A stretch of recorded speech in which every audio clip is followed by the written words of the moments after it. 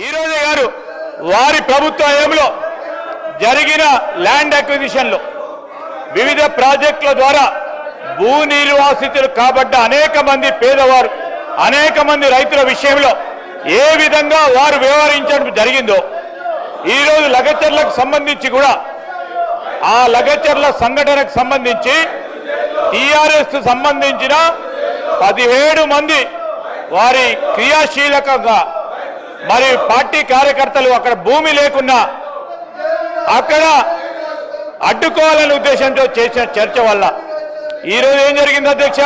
అమాయకులైన గిరిజన వాసులందరినీ అడ్డుకోబెట్టుకొని వారు రాజకీయ ఉద్దేశంతో చేస్తా ఉన్న ప్రయత్నాన్ని ఇప్పటికి కూడా మేము అడుగుతా ఉన్నాం అధ్యక్ష. మేము కోరుతా ఉన్నాం, తిరిగి వారి వారి సీట్లలో కూర్చోమని చెప్పండి అధ్యక్ష. ఈ రోజు వారు టూరిజం పాలసీ సహకరించండి, ప్రధానంగా రాష్ట్రానికి సంబంధించిన టూరిజం పాలసీ, రాష్ట్రానికి సంబంధించిన స్పోర్ట్స్ పాలసీ అధ్యక్ష.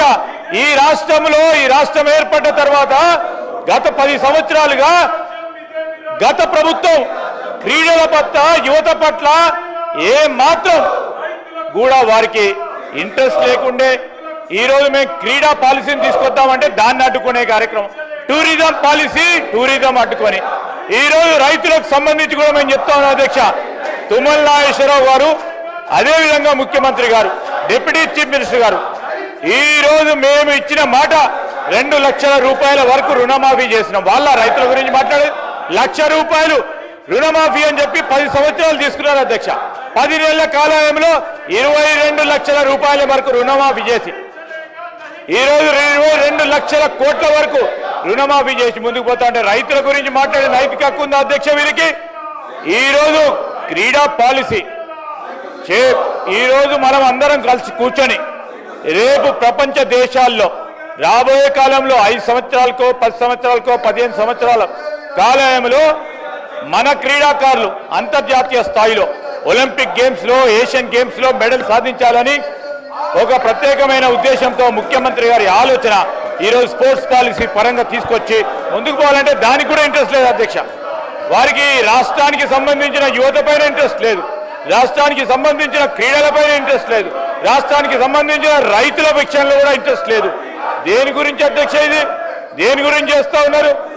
నేను బీజేపీ వాళ్ళని కోరుతా ఉన్నాను, అయితే ప్రివిలేజ్ మోషన్ ఇవ్వాలా, ఎవరికి ఇవ్వాలా? స్పీకర్ గారికి అందజేయాలా.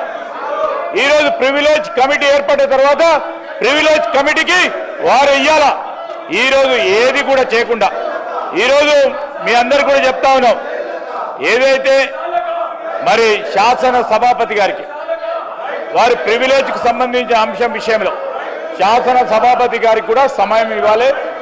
ప్రభుత్వ పరంగా వారు రిప్లై అడిగినప్పుడు దానికి సంబంధించిన అంశాలన్నిటిని కూడా బేరీజ్ చేసుకొని ముందుకు వెళ్తారు అధ్యక్ష. ఇప్పుడు మేము మీ ద్వారా కోరుతా ఉన్నాం అధ్యక్ష, సభ సజావుగా జరగటానికి అందరి సభ్యుల సహకారం చైర్కి అవసరం.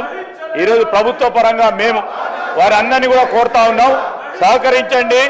ఈరోజు రాష్ట్ర యువతకు సంబంధించిన అంశం, రాష్ట్రానికి సంబంధించిన టూరిజంకి సంబంధించిన అంశం, రాష్ట్ర ప్రజలకు సంబంధించి రాష్ట్ర ప్రజల అభివృద్ధికి ఈ రాష్ట్ర ప్రగతికి సంబంధించిన అంశాలను దృష్టిలో పెట్టుకొని వారు సహకరించవలసిందిగా కోరుతా ఉన్నాను. ప్లీజ్ హరీష్ రావు గారు, ప్లీజ్ ప్లీజ్ బిల్స్కు సహకరించండి, గవర్నమెంట్ బిల్స్కు సహకరించండి.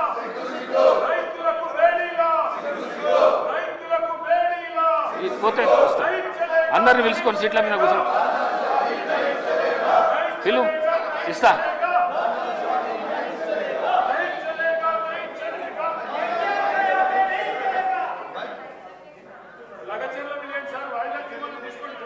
తీసుకుంటామంటున్నా. రాజ్ ఠాకూర్ సార్, ధన్యవాదాలు అధ్యక్ష. అధ్యక్ష, దయచేసి ఒక్కసారి వినాలి. 10 సంవత్సరాలు మీ ప్రభుత్వంలో క్రీడలను పూర్తిగా బొందబెట్టిన చరిత్ర మీది. ఒక్కసారి ఇక్కడ ఆలోచన చేయాలి. కేటీఆర్ గారు, హరీష్ రావు గారు చెప్తా ఉన్నాం, దయచేసి వినాలి మీరు. అధ్యక్ష, ఈరోజు రేవంత్ రెడ్డి గారు రాష్ట్ర ముఖ్యమంత్రిగా మరొక్కసారి తెలంగాణ క్రీడాకారులను అంతర్జాతీయ స్థాయికి తీసుకురావడానికి ఇవాళ చరిత్రాత్మకమైన నిర్ణయం తీసుకోవడం ఈ రాష్ట్ర తెలంగాణ ప్రజల పక్షాన్ని నిజంగా ధన్యవాదాలు తెలియజేస్తా ఉన్నాం అధ్యక్ష. ఇవాళ అధ్యక్ష గతంలో 36 అకాడమీలు ఉండేటివి అధ్యక్ష.